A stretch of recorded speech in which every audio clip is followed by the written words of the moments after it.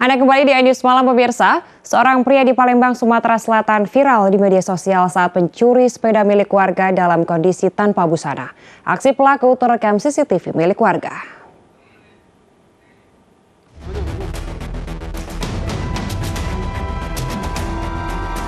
Inilah rekaman CCTV milik warga yang memperlihatkan aksi pelaku pencurian sepeda di Jalan Tembok Baru, Kelurahan 910, Kecamatan Jakabaring, Palembang, Sumatera Selatan.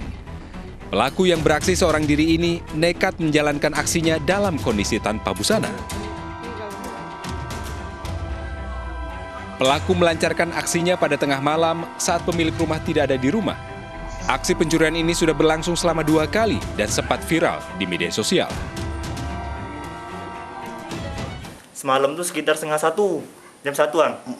Kejadian kehilangan tuh, dia wakili lewat tuh gak maling tuh. Wakili lewat dari situ langsung masuk, berputar. Dia bawa sepeda tuh sekitar jam 4. Itu beda Kak. Tapi lihat dari CCTV memang ini ya, nggak pakai baju ya? Tidak pakai baju nanti ya, telanjang bulan. Akibat aksi pelaku ini, satu sepeda korban hilang dibawa lari pelaku. Korban berencana melaporkan kejadian ini ke kantor polisi. Dari Palembang, Sumatera Selatan, M. David, iNews melaporkan. Warga penerima bantuan program Keluarga Harapan di Kabupaten Bekasi, Jawa Barat kecewa karena beras yang diterima bau dan tidak layak untuk dikonsumsi. Akibatnya warga melaporkan kasus ini ke Kejaksaan Negeri Cikarang.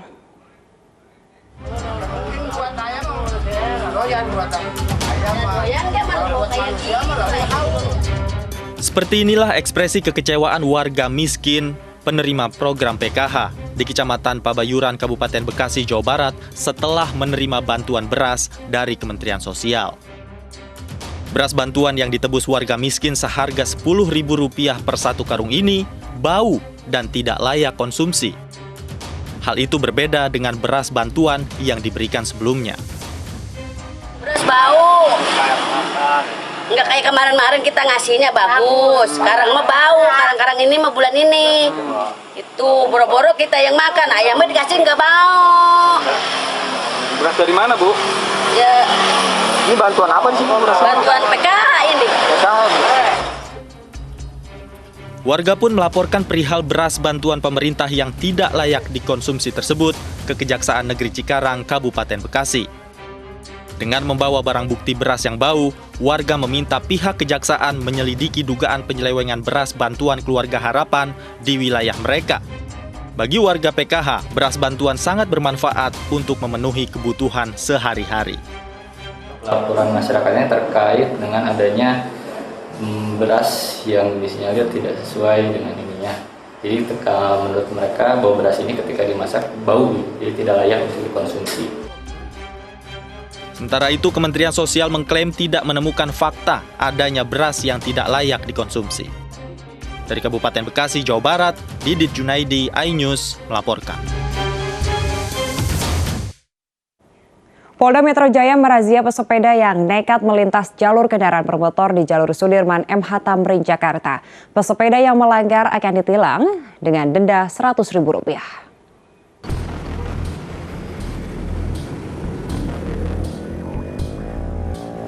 Ditlantas Polda Metro Jaya menertibkan jalur sepeda di sepanjang jalur protokol Sudirman hingga Jalan MH Tamrin, Jakarta.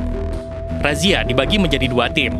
Tim pertama petugas menjaga mulai dari Bundaran Senayan hingga Patung Kuda, sementara tim kedua menyisir arah sebaliknya. Patroli dengan penindakan lisan ini untuk mencegah masih adanya pesepeda yang melanggar melintas di jalur kendaraan bermotor. Jika teguran lisan masih dilanggar, maka polisi akan memberikan sanksi tilang berupa denda Rp100.000. Dari upaya preemptif, kemudian ada win-win solution yang kita berikan diskualifikasi.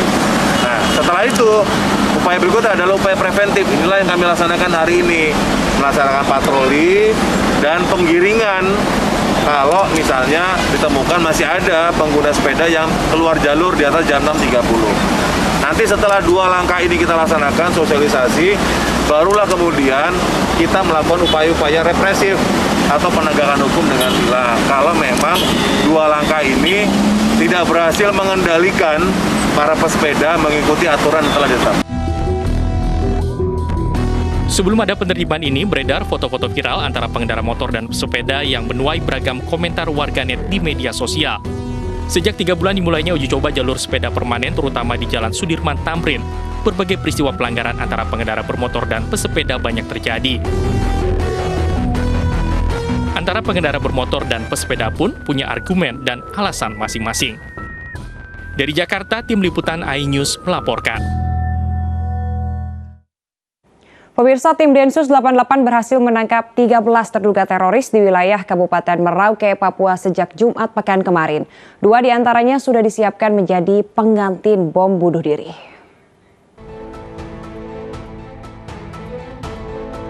Dua terduga teroris kembali ditangkap tim Densus 88 pada Senin dan Selasa kemarin di dekat Bandara Mopah, Merauke dan di daerah Buti, Kelurahan Samkai. 11 orang terduga teroris lainnya juga diamankan di tempat wilayah berbeda di Merauke. Dari ke-13 terduga teroris, 2 orang diantaranya telah disiapkan menjadi pengantin bom bunuh diri. Teroris yang ditangkap merupakan kelompok teroris yang pernah melakukan bom bunuh diri di depan Gereja Katedral Makassar beberapa waktu lalu.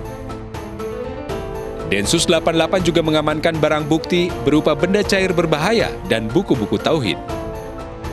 Tentunya kita tidak mau kecolongan, makanya kita lakukan segera penangkapan. Yang Makassar itu berlatih dulu di Merauke, baru dia ke sana melakukan kegiatan di sana. Macam-macam, tapi yang kelompok Merauke semua di Merauke. Ada sebagian besar di Makassar. Kelihatannya ada pengembangan. Nanti kita tanya dari teman-teman Densus sana. Densus yang didekatkan di sana di Papua itu belum kembali, masih bekerja. Tentunya kita berikan kesempatan. Pasca penangkapan belasan terduga teroris, situasi keamanan di Kabupaten Merauke, Papua kondusif. Pengamanan di sejumlah gereja dan masjid serta tempat keramaian dan fasilitas umum ditingkatkan. Dari Merauke, Papua, tim iNews melaporkan. Pemirsa, investasi bodong senilai 28 miliar rupiah di Kupang, Nusa Tenggara Timur berhasil diungkap polisi. Investasi yang bergerak sejak tahun 2012 ini berhasil menggait 1.800 nasabah.